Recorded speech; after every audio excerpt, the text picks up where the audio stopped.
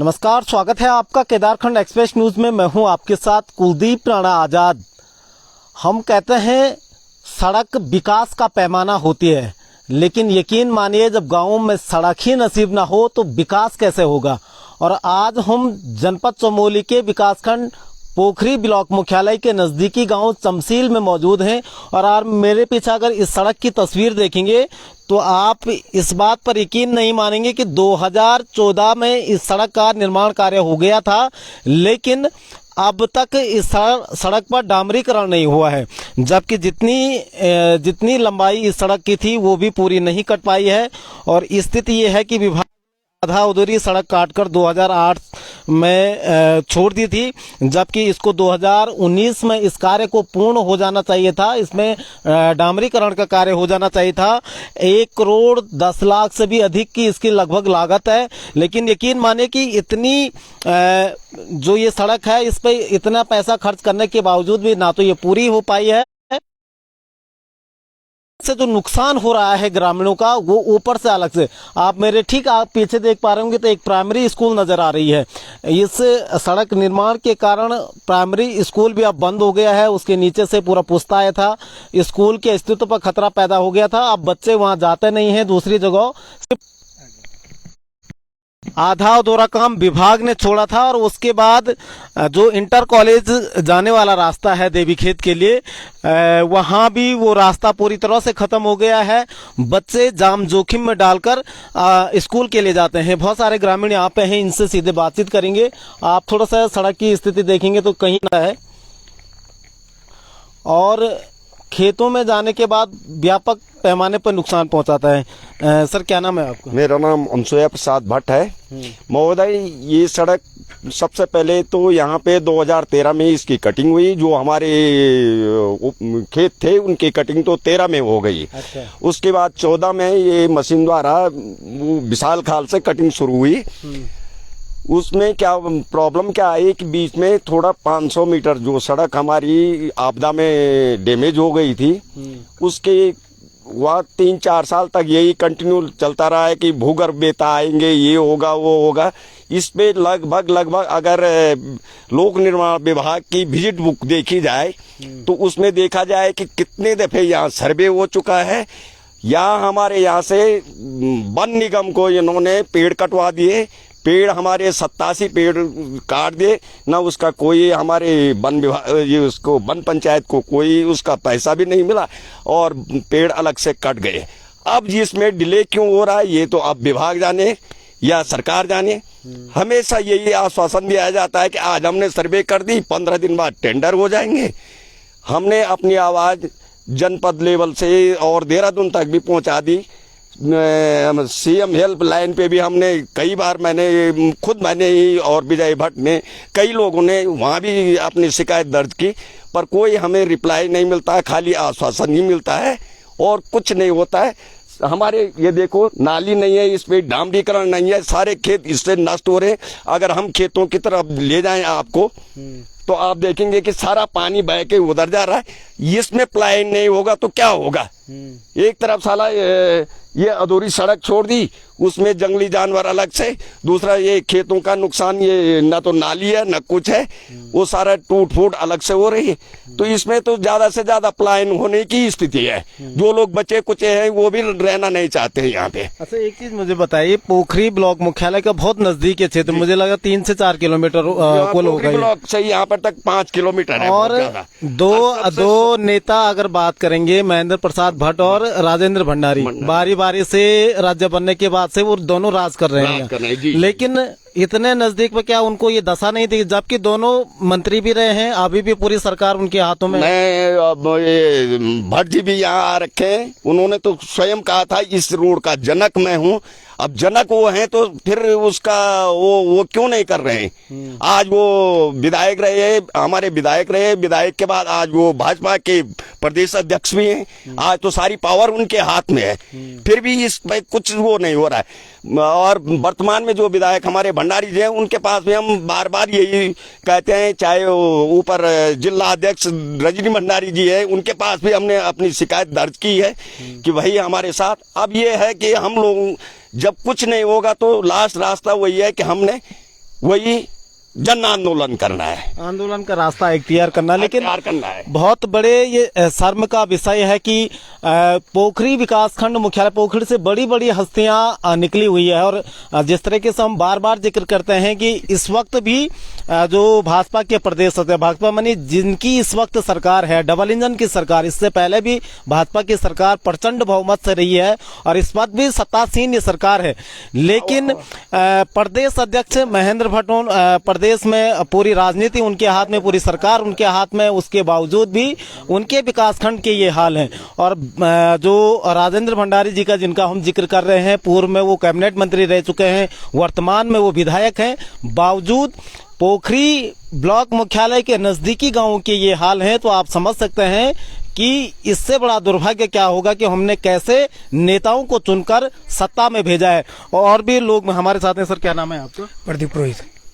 अच्छा, सड़क की स्थिति जिस तरीके, कितनी दिक्कतें होती हैं इसके? पहले तो बहुत बहुत धन्यवाद केदारखंड एक्सप्रेस का, जो हमारी समस्याओं को सुनने के लिए हमारे बीच पहुंचा। सर, रोड की समस्याएं तो आप देख ही रहे हैं, आप चल चुके हैं इस रोड पे, और इतने साल हो गए हैं, बहुत हमने इस रोड के लिए बहुत कष्ट उठाए हैं। कई दिन हमने इस पे धरना प्रदर्शन किए हैं और आज भी मेरे को लग रहा है वही नौबत आ गई है। देख सकते हैं, कल कह रहे कि अभी हम पीडब्ल्यूडी में कुछ दिन पहले गए थे, कह रहे थे कि यहाँ विधायक जी के द्वारा कोई पत्र नहीं आया है। कल जब मेरी विधायक जी से बात होती है तो विधायक जी कहते हैं कि मैंने पत्र भेज दिया। फिर हमने वहाँ बात की तो वो नहीं भेज। तो इस प्रकार से हमें एक चूतिया बनाया जा रहा है, और ये जो सड़क है एक राजनीति की भेंट चल रही है। बच्चों की स्थिति देखिए, हमारे बच्चे यहाँ से देवी खेत जाते हैं और बिल्कुल पहाड़ है, पहाड़ से चढ़कर जाते हैं, ऐसी स्थिति है। बहुत ही दयनीय स्थिति बनी हुई है। पानी जो बह के आता है, पूरा पानी खेतों में, जो लोग थोड़ा बहुत अपना रोजगार कर रहे हैं खेत से, वो सारे बह जा रहे हैं, सारी फसल खराब हो जा रही है। तो एक चीज है कि अगर हम बार बार ये बोल रहे हैं कि इसका डामरीकरण क्यों नहीं हुआ, डामरीकरण हो ही नहीं रहा। इतने पोखरे के अंदर सबसे ज्यादा नेता हैं, कहने के लिए नेता हैं, लेकिन जब जो नेता ग्रामीण की समस्या नहीं सुनेंगे, वो नेता किस काम के हमारे। लेकिन पीडब्ल्यूडी जो विभाग है यहाँ पर, हमने देखा बहुत सारी स्थिति पीडब्ल्यूडी की बहुत खराब है, हर जगह शिकायत है।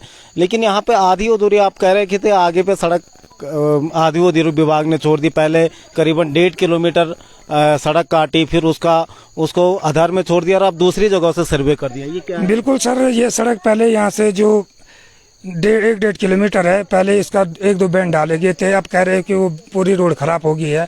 जब ये लोग सर्वे करते हैं, क्या उनको समय पता नहीं रहता कि ये जमीन कैसी है, अच्छी है या खराब है? अगर ये रोड 2-3 बैंड होते, ये रोड कब की हमारी देवी खेत मिल जाती।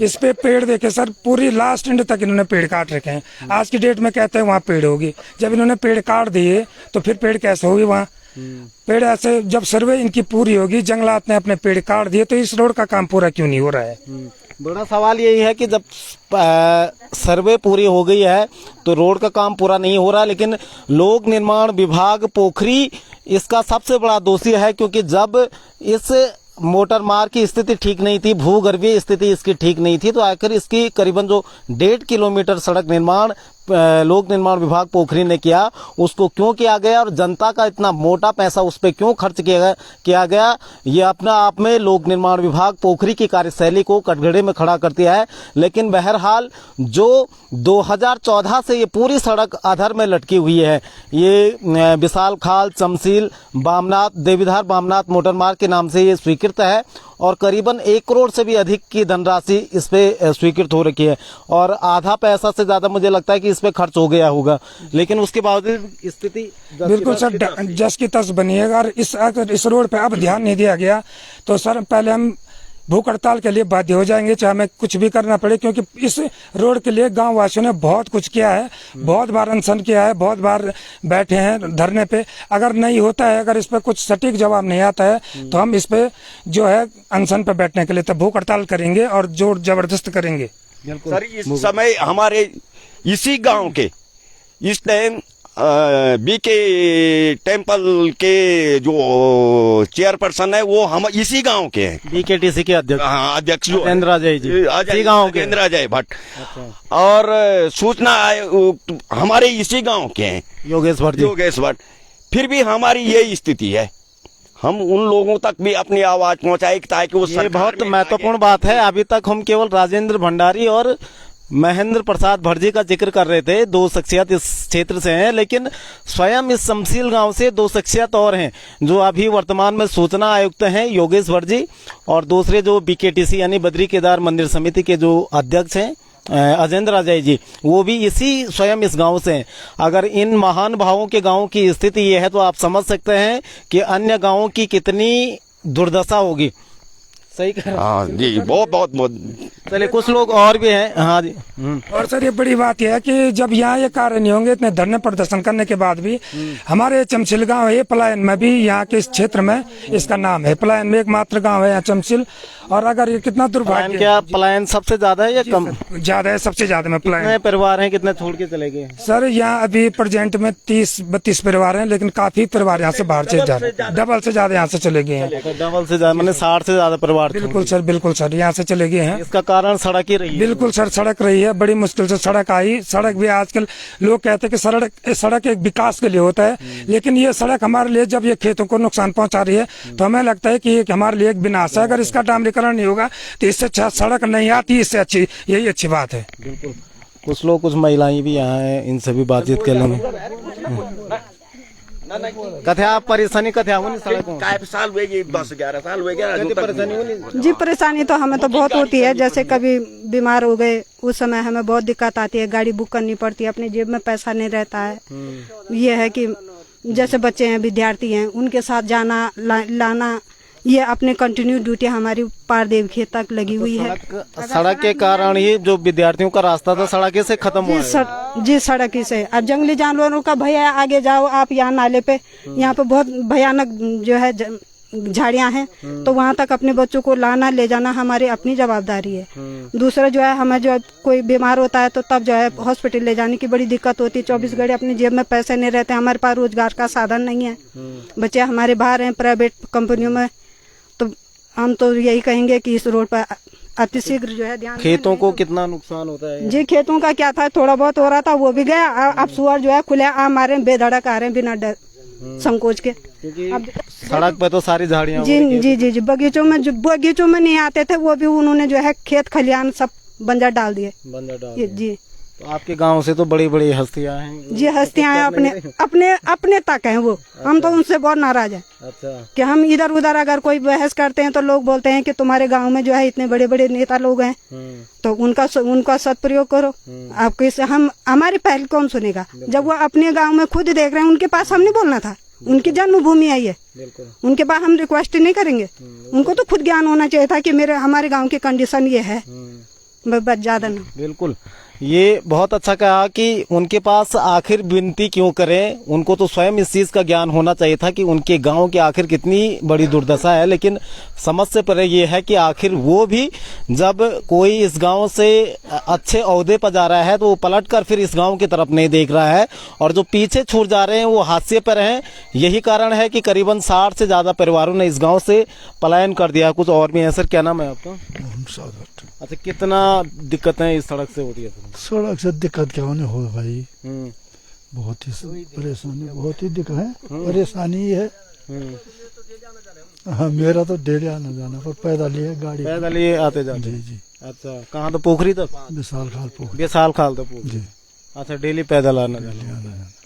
अब कोई आएगा भी तो 500 रुपये में यहाँ पे। अच्छा, बुकिंग में 500 रुपये। चलो यहाँ कुछ क्या नाम? हाँ, हमने तो कहीं दफे बोल के थक गए, परेशान थक हुए कि पहले तो हमारे नीचे कार रह गया गांव नीचे, वहाँ रोड जा रही थी, वहाँ भी रोका गया। गांव वालों ने बोला कि वहाँ हमें खतरा है, हमारे मकान टूट रहे, और वहाँ भी रोड जानी है। ये मकान हमें यहाँ से इतना दूर जाना पड़ता है। दूसरे में ऐसा है कि अब अपने बाकी हमें इससे मतलब नहीं कि हमारे यहाँ पर रोड नहीं है, मतलब यहाँ तक हम ये चाहते हैं चलो यहाँ तक डामरीकरण हो जाए। कुल मिला के यहाँ तक डामरीकरण कटी है उसका तो हो जाए, जो कटी है उसका डामरीकरण तो हो जाए कम से कम, हमारा कहने ये है। बाकी से तो हमारे दोनों रास्ते बंद होते हैं। नीचे का रास्ता भी बच्चों का है, यहाँ से ऊपर से रोड करती है वो भी रास्ता बंद होगा। यहाँ से अगर रोड जाते हैं तो हमें फिर भी नीचे से ऊपर जाना पड़ेगा। अच्छा भाई, हम ये चाहते हैं यहाँ तक जो डामरीकरण रोड बनने के वो डामरीकरण हो जाए सबसे पहले। बिल्कुल, क्योंकि हमारे अपने वाहन मार्ग है। कितने किलोमीटर है यहाँ तक? ये 3 किलोमीटर। अच्छा, 2 किलोमीटर से ज्यादा। जहाँ नीचे टच होना था वहाँ तक कितना किलोमीटर था? और अच्छा, करीबन 5 किलोमीटर की ये सड़क थी। अच्छा, और हमारे यहाँ तो बैंड कट गया था वो, अच्छा रोड का बैंड कट गया था। हमने 2 दिन तक मैंने जेसीबी गली भी रखी, फिर वहाँ पर रोड जाने आगे नहीं दिया। हमारे तो अपने बांध की जगह वो कर दिया। हाँ, उसमें रोक लगा दिया। तो ये रोक किसने लगी, किस वजह से विभाग काम नहीं कर रहा है? अब विभाग तो पता नहीं किस हिसाब से काम नहीं कर रहा है, उससे हमें जानकारी भी नहीं। अब डेली आ रही है, हर कोई आ रहा है, वही बोला PWD वाले आ रहे हैं कि बोल रहे हैं कि हो जाएगा। कभी चूना लगा रहे हैं, कभी कलर लगा रहे हैं, कभी पेंट लगा रहे हैं, अपना काम कर रहे हैं।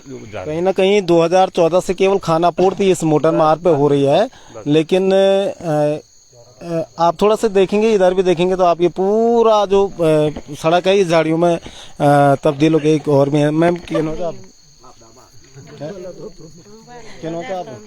पवित्रा देवी।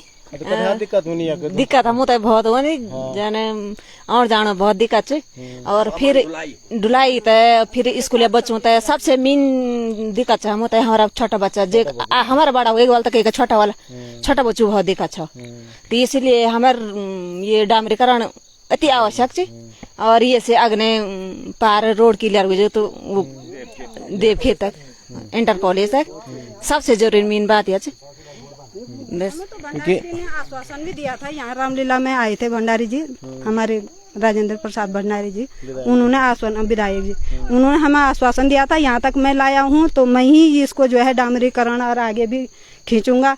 तो हमें तो उन पर अटूट विश्वास था कि इन्होंने रामलीला दरबार में जो है ये हमको आश्वासन दिया, तो हो सकता है हो जाएगा। लेकिन उस दिन से वो भी सो गए, वो जग ही नहीं रहे। सर अब क्या करेंगे जिस तरीके से होने? क्या अभी हम सोच रहे हैं कि एक दफे फिर हो सकता है कि अगर हम 4-6 आदमी जा करके और एक शिष्टमंडल जाए और मुख्यमंत्री जी से मिले।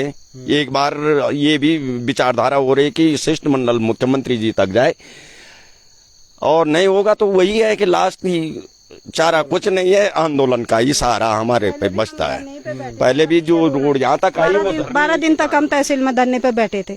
हमें राजू भंडारी जी विधायक जी ने उठाया वहाँ पर। अच्छा। जी, उन्होंने हमें पक्का आश्वासन दिया था। उसी दौरान जो है ये रोड की कटिंग भी शुरू हुई थी। फिर जो है ये ज्यों की त्यों पड़ी हुई है, आगे हमें कोई आसरा नजर नहीं आ रहा है। बिल्कुल। अब मुझे ये है कि जब अगर इसको आगे बढ़ाना नहीं, तुमने पहले पेड़ों की कटाई, हमने तो पेड़ अपने उसके जान से भी ज्यादा समझ करके उनको पाला है, बड़ा किया है। पेड़ों को तो तुमने कटाई कर दी। 4 साल हो गए पेड़ कटे हुए, और कितने दफे सर्वे हो गई।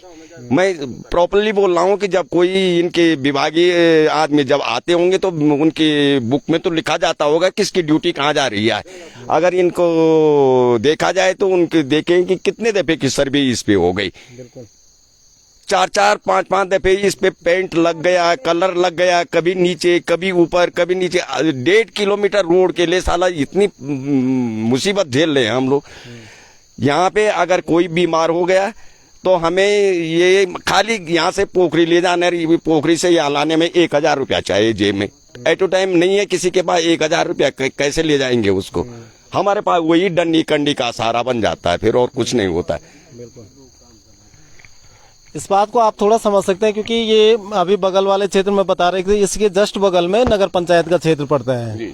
तो मुख्यालय से नगर पंचायत के क्षेत्र से इतने नजदीक होने के बावजूद भी यहाँ के लोगों को जो है 1000 से 1200 रुपये खर्चा करना पड़ रहा है आने जाने के लिए। और उसके बाद जब सड़क है भी, केवल इसमें डामरीकरण होना था और 1 से 1.5 किलोमीटर सड़क आगे जुड़ना था, जो इनके स्कूल तक जुड़ना था। लेकिन लोक निर्माण विभाग, पोखरी की उदासीनता हम इसको कहेंगे, और यहाँ के क्षेत्रीय जनप्रतिनिधियों की घोर लापरवाही इसको कहेंगे, कि जो इस तरफ मौन बैठे हुए हैं।